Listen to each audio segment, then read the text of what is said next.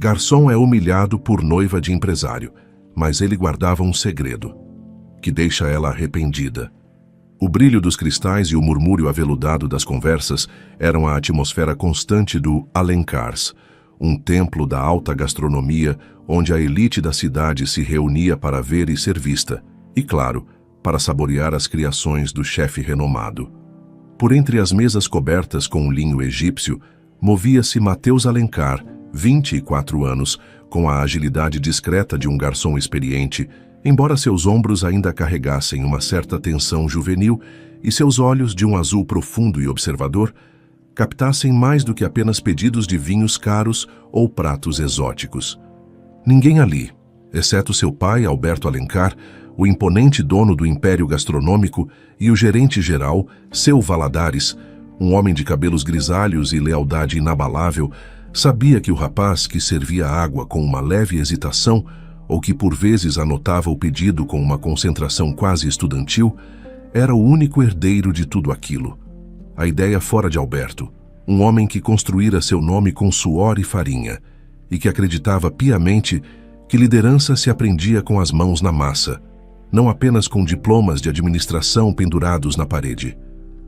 Você precisa sentir o calor da cozinha, o peso da bandeja, a satisfação e a frustração de quem serve, Mateus, dissera-lhe o pai meses atrás ao propor o estágio. Precisa entender cada engrenagem desta casa, desde a mais humilde até a mais complexa, para um dia comandá-la com sabedoria e respeito.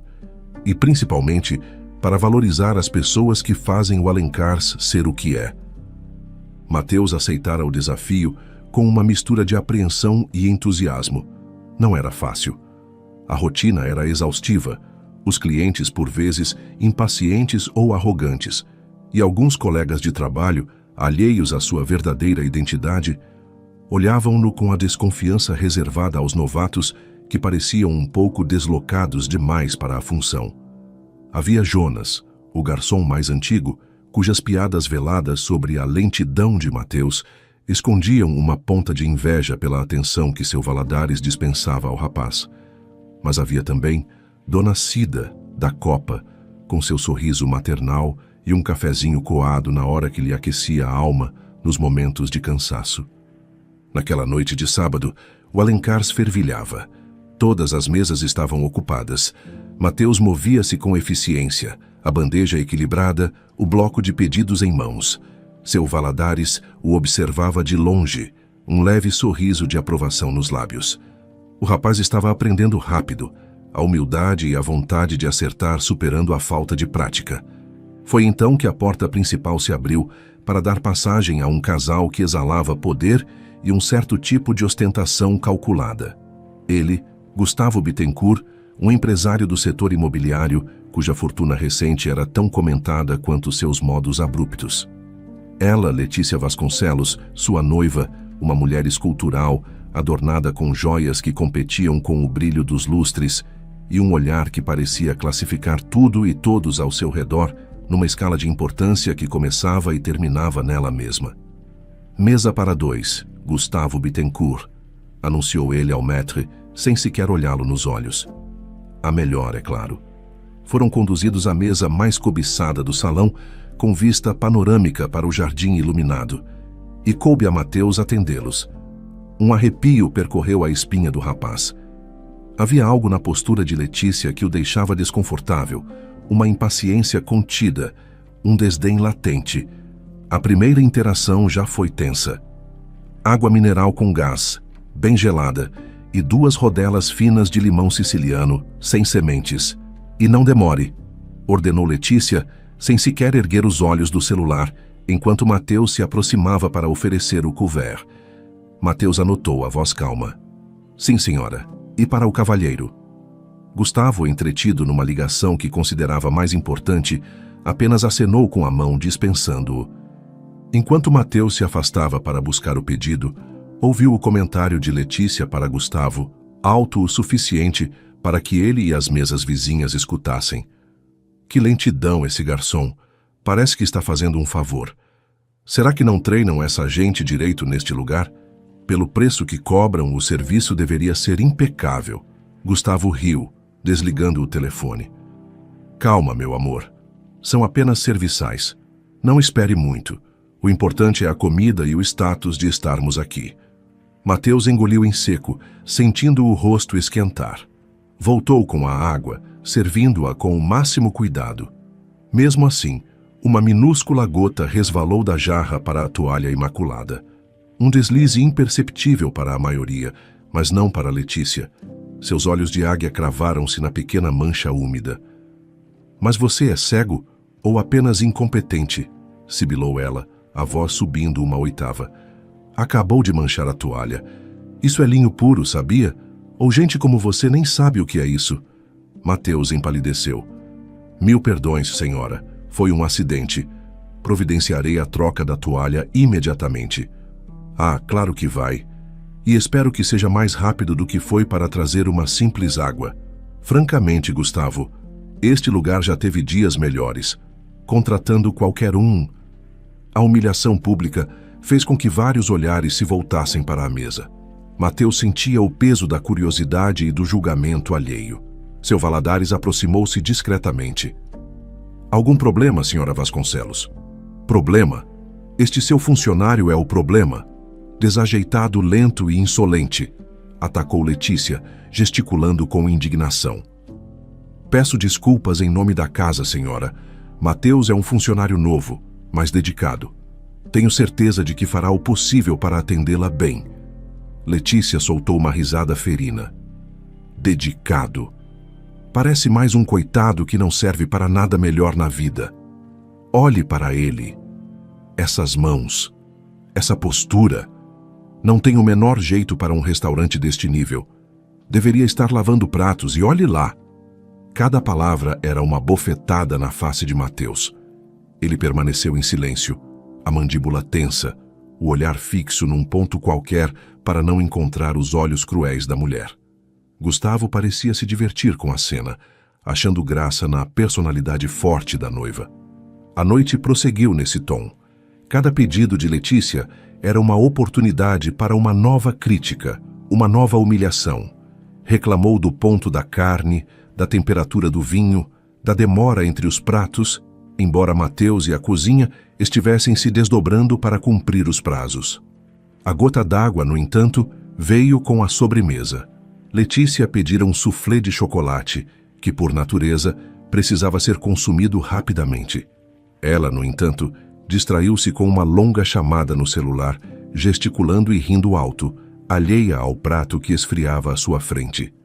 Quando finalmente desligou e provou o soufflé, sua expressão se contorceu numa careta de nojo. Mas o que é esta porcaria? Está frio, borrachudo? É assim que vocês servem um soufflé aqui? Garçom. Mateus, que atendia uma mesa próxima, aproximou-se novamente, o coração já pesado pela sucessão de insultos. Pois não, senhora. Isto, ela apontou para o soufflé murcho. Você chama isto de sobremesa? É uma vergonha. Eu exijo falar com o gerente.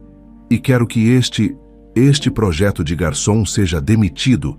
Gente assim não deveria nem ter permissão para entrar num lugar como o Alencars, quanto mais para trabalhar aqui. Só pode ser piada.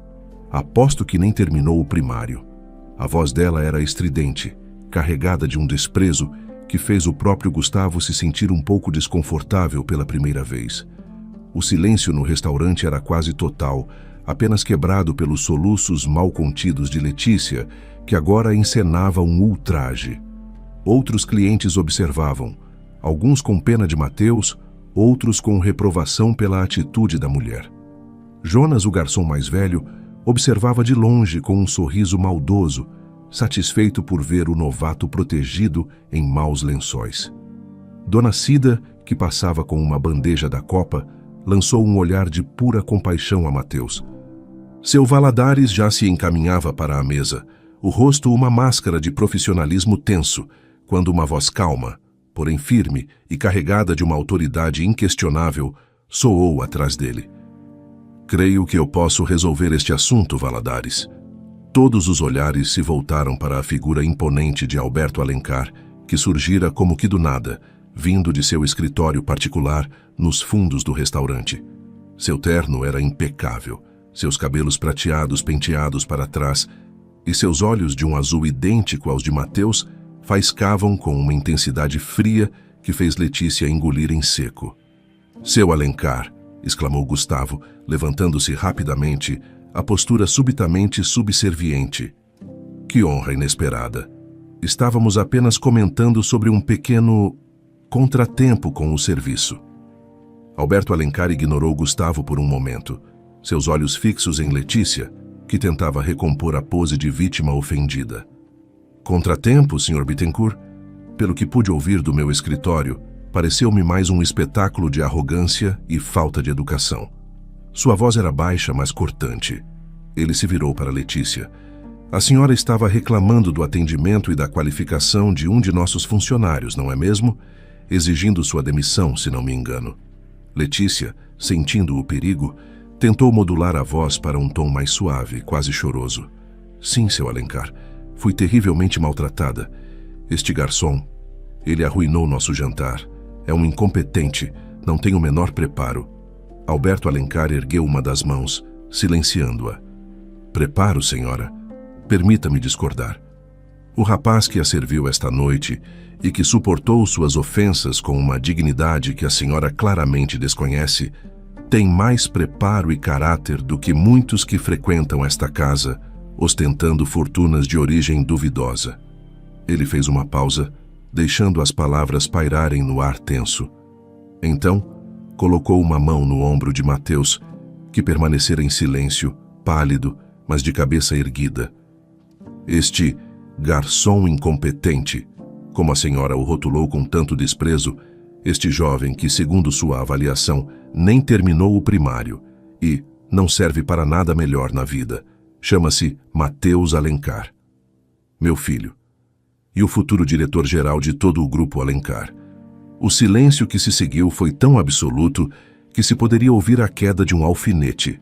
Letícia Vasconcelos ficou da cor do papel. Seus lábios se entreabriram, mas nenhum som saiu. Parecia ter sido atingida por um raio. Gustavo Bittencourt olhava de Alberto para Mateus e de volta para Alberto, a incredulidade e o horror estampados em seu rosto. Os outros clientes cochichavam entre si, os olhares variando entre o choque, a Schadenfreude e uma nova admiração pelo rapaz que aguentara tudo com tanta classe. Jonas, o garçom, sentiu o chão sumir sob seus pés.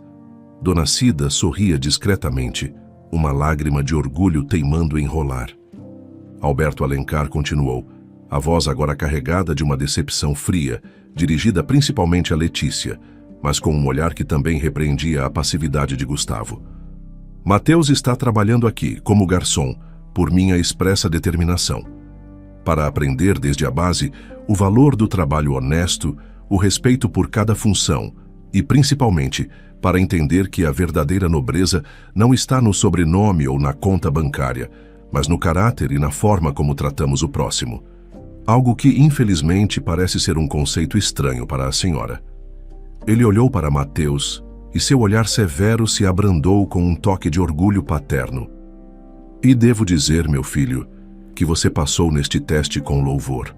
Demonstrou paciência, educação e um autocontrole admiráveis diante de uma provocação tão vil. Estou muito orgulhoso de você." Mateus sentiu os olhos arderem, mas não de humilhação desta vez. Era um misto de alívio, gratidão e um profundo respeito pelo pai. Letícia, finalmente recuperando a voz, tentou uma defesa patética. "Mas, seu Alencar, eu não sabia. Se eu soubesse que ele era seu filho, eu jamais... Então o problema não é ofender um ser humano, mas ofender o filho de Alberto Alencar?" interrompeu a Alberto, a ironia gotejando de suas palavras. "Sua sinceridade é comovente, senhora, mas apenas confirma o que eu já suspeitava sobre seus valores. Valadares," ele se virou para o gerente.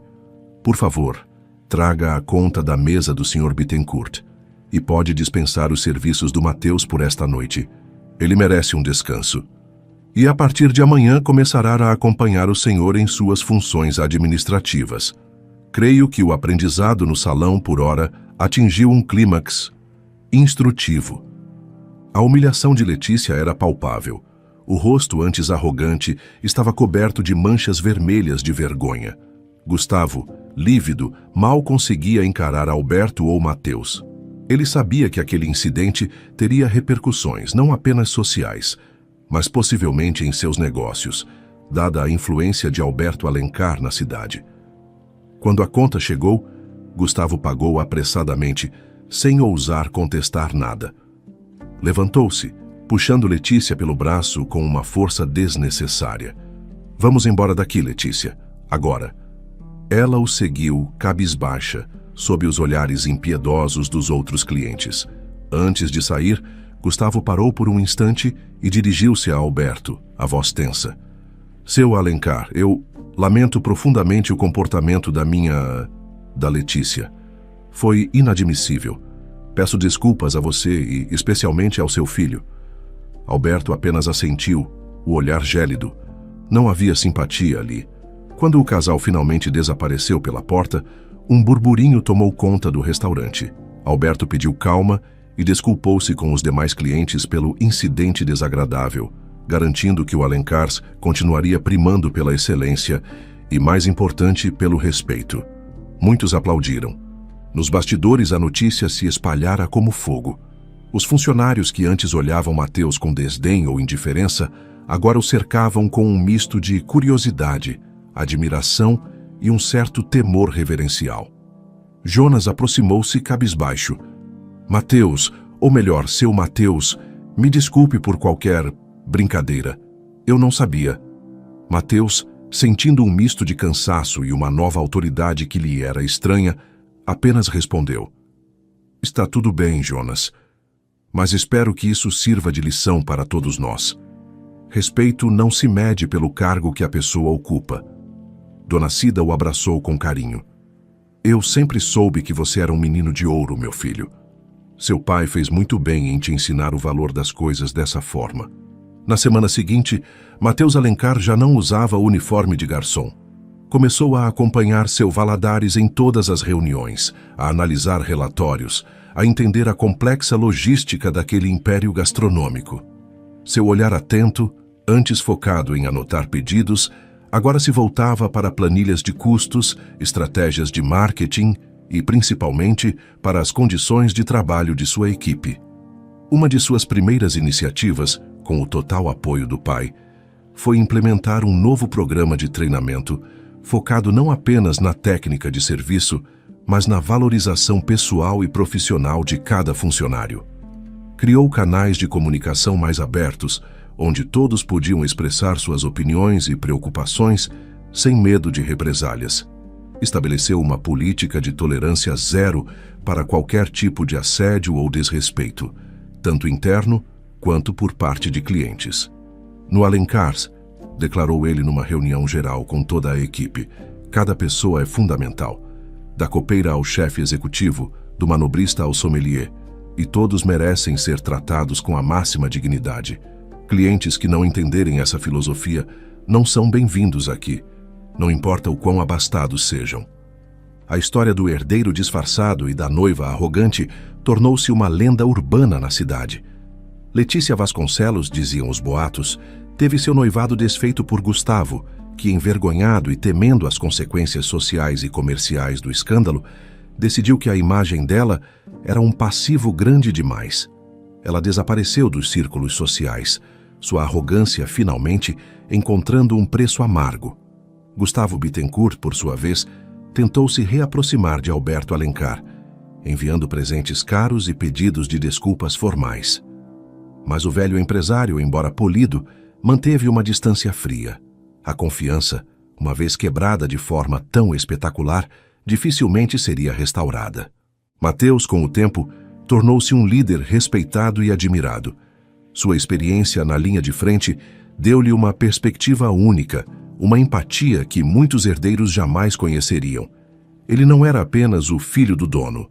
Era alguém que entendia o valor de uma bandeja bem servida, de um sorriso sincero, de um trabalho duro e honesto. O Alencars continuou sendo um ícone de sofisticação, mas, sob a nova influência de Mateus, tornou-se também um exemplo de respeito e valorização humana. E, por vezes, Quando o movimento estava muito intenso ou algum funcionário precisava de uma ajuda inesperada, não era de todo incomum ver o jovem diretor, elegante em seu traje executivo, pegar uma bandeja e servir uma mesa com a mesma humildade e dedicação de seus tempos de garçom anônimo, pois ele aprendera, da forma mais vívida possível, que o verdadeiro valor não está no que se tem, mas em quem se é, e como se trata aqueles que cruzam o nosso caminho. E essa lição, ele sabia, valia mais do que todo o ouro do mundo.